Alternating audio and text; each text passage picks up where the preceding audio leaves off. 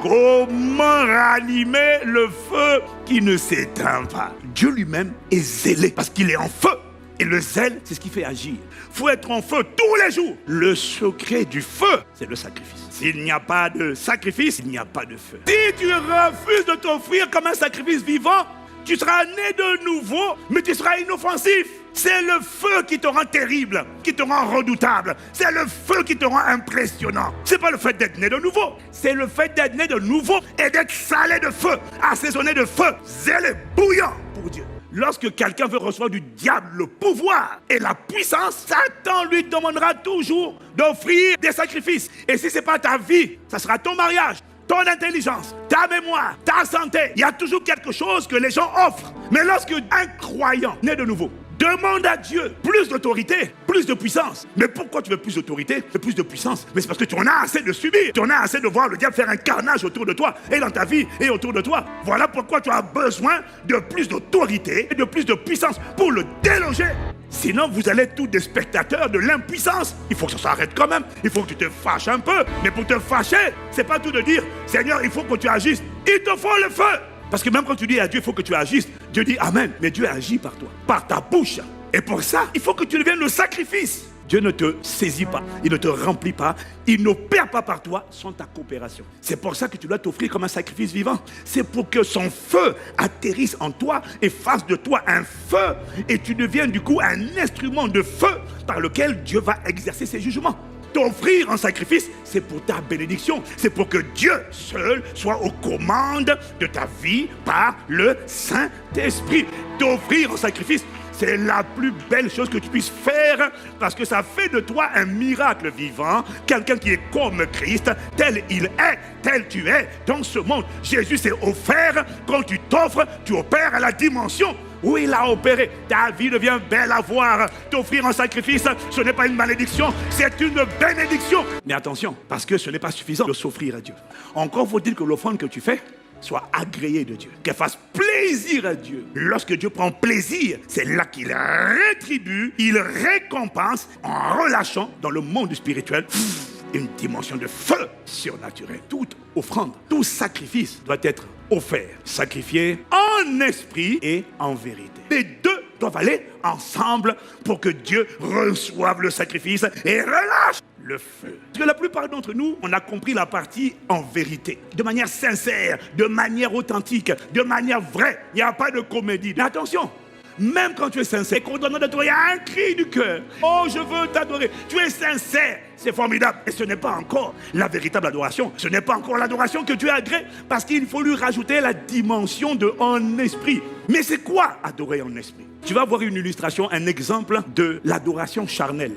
Qui est sincère, mais elle n'est pas du tout spirituelle. Regarde David. David a fait mettre sur un char neuf l'arche de Dieu. Transporter l'arche, c'est transporter la présence de Dieu. David et tout le peuple d'Israël ont dansé. Ils ont joué la mélodie. Ils ont associé la louange. Ils ont associé l'adoration. Ils sont mis à danser. Comme Dieu a dit de danser, de célébrer des mains. Ils ont célébré des mains. Ils ont fait retentir des cantiques en son honneur. Ils ont célébré. Ils ont psalmodié. Ils ont loué. Et puis pendant le chemin, Uza, le fils du sacrificateur, voyant que l'arche allait se pencher, Uza a essayé de retenir l'arche.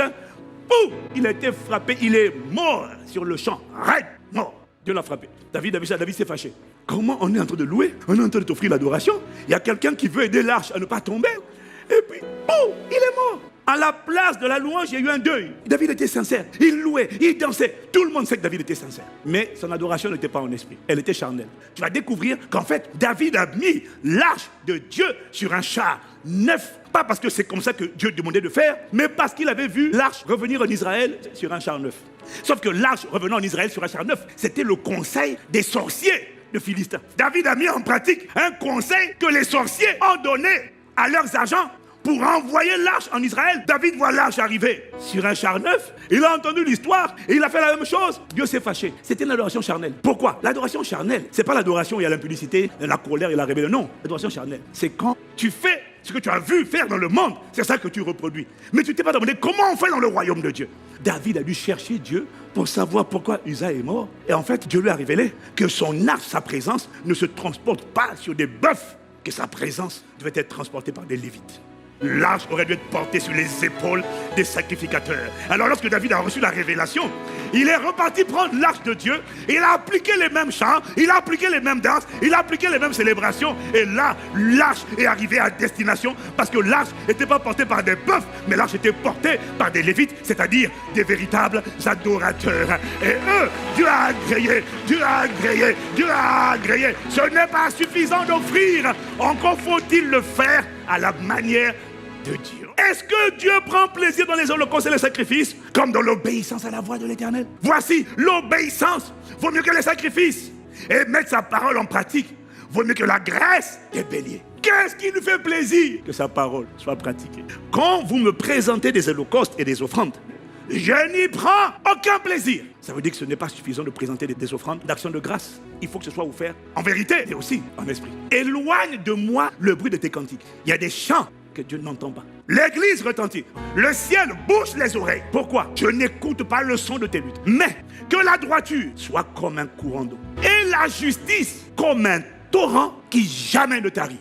La justice de Dieu, c'est simplement les lois de Dieu. La pratique de la justice et de la droiture ou encore de l'impartialité, voilà ce que l'Éternel préfère. Ah, au sacrifice là. Pourquoi Dieu a agréé l'offrande de Abel et il a rejeté celle de Caïn? L'offrande de Caïn, il a eu sa première récolte. Il peut lui donner une partie de la récolte. Abel a donné toute l'intégralité de la première récolte, c'est ce qu'on appelle les prémices. Abel a respecté une loi. Caïn n'a pas respecté la loi des prémices. Donc, tout revenu, il y a une part des revenus qui s'appelle les 10%, la dîme, elle ne t'appartient pas. C'est la part consacrée. Quand tu as des revenus, avant de faire une offrande à Dieu, enlève d'abord la dîme. Quand tu n'as pas enlevé la dîme et que tu as donné une offrande, mais que la dîme n'a pas été donnée, tu es toujours dans le vol. Tu as volé Dieu. Même si c'est 10 € qu'on t'a donné, on ne mange pas tout. On enlève 1 euro. C'est la part qui appartient à Dieu et qui lui est consacré. Donner, c'est un acte de bonté et de générosité. Mais dès lors que tu n'as pas enlevé la dîme, tu es déjà un voleur. Et un voleur n'est jamais bon. Un voleur n'est pas généreux. Et Dieu m'a dit, il y a des chrétiens qui veulent devenir des voleurs généreux. C'est-à-dire, tu voles Dieu, mais tu dis à Dieu, je donne quand même l'offrande. Hein. Il m'a dit, toi, tu essaies d'être un Robin des Bois spirituel. Il volait les riches et les rois qui étaient méchants, cupides, égoïstes et tyranniques. Mais toi, tu voles un Dieu qui est bon, miséricordieux, généreux, long à la colère, riche en bonté. Mais il n'y a pas de récompense. À partir d'aujourd'hui, si tu ne donnes pas la dîme, mais tu donnes que des offrandes ponctuelles, tu es un Robin des Bois spirituel. Si tu te souviens que ton frère a quelque chose contre toi, laisse d'abord cette offrande. Même si ton cœur est sincère, même si c'est un sacrifice que tu es en train d'offrir à Dieu, si quelqu'un a quelque chose contre toi, pose l'offrande. Va d'abord te réconcilier avec ton frère. Et après, reviens présenter ton offrande. Il y a des gens qui ont quelque chose contre toi, mais toi, tu leur as rien fait. Ils sont aigris, ils sont jaloux, ils sont frustrés, ils t'envient, ils t'en veulent. Je ne parle pas de ce genre de personnes, parce que à eux, tu ne dois rien. Mais il y a des gens, ils ont quelque chose contre toi. Dans leur cœur, il y a des cris qui montent vers Dieu, parce qu'il y a une injustice qu'ils ont subie. Pourquoi? Parce qu'ils ont moissonné, ils ont semé, ils ont labouré tes champs, le champ de ton mariage, le champ de ta vie professionnelle, le champ de ta croissance spirituelle. Il y a des gens à qui tu devais le respect, tu les as méprisés. Il y a des gens à qui tu devais l'honneur, tu les as critiqués. Il y a des gens à qui tu devais la loyauté, tu as été déloyal. Il y a des gens à qui tu devais la gratitude, tu as été ingrat. Il y a des gens à qui tu devais de l'argent. Ils sont endettés, ils sont mis dans des problèmes, on leur réclame l'argent et tu n'auras pas remboursé. Ces gens-là, leur cri est un blocage pour tes prières. Rends à chacun ce qui lui est dû. L'impôt, à qui tu dois l'impôt. La taxe, à qui tu dois la taxe. Le respect, à qui tu dois le respect. L'honneur, à qui tu dois l'honneur. Tu as des dettes envers toutes les personnes que Dieu a utilisées pour t'emmener à devenir ce que tu es devenu. Ne devez rien à personne. Pourquoi il n'y a pas le feu? Tu es sincère, mais ce n'est pas suffisant. Tu as des dettes. On comptait sur toi. Au moment où on voulait s'appuyer sur toi, tu as lâché. Ces personnes-là, les soupirs de leur cœur, les déceptions de leur cœur, même si en vérité, ils ne te maudissent pas, mais dans leur cœur, quand ils pensent à toi, ils pensent déception. Pour ces personnes-là, même si tu chantes, reçois avec un cœur sincère. Il m'a dit, tes prières sont bloquées. C'est pour ça que Jésus dit, il y a des gens, leur cœur a quelque chose contre toi. Dépose ton offrande, c'est pas la peine. Parce que toute offrande adressée à Dieu, même en vérité, avec sincérité, mais qui méprise, ne respecte pas la loi de l'amour, est une offrande que Dieu ne va pas accueillir. Il n'y aura aucun feu, aucune grâce libérée. Ta prière est bloquée, le feu n'est pas relâché. Tout ce qui est offert à Dieu, mais qui ne respecte pas les lois de Dieu, la justice de Dieu, ne lui fait pas plaisir. Pose ton offrande, va voir ton frère. Trouve le moyen de réparer. Parce qu'il n'y a aucun feu qui va sortir.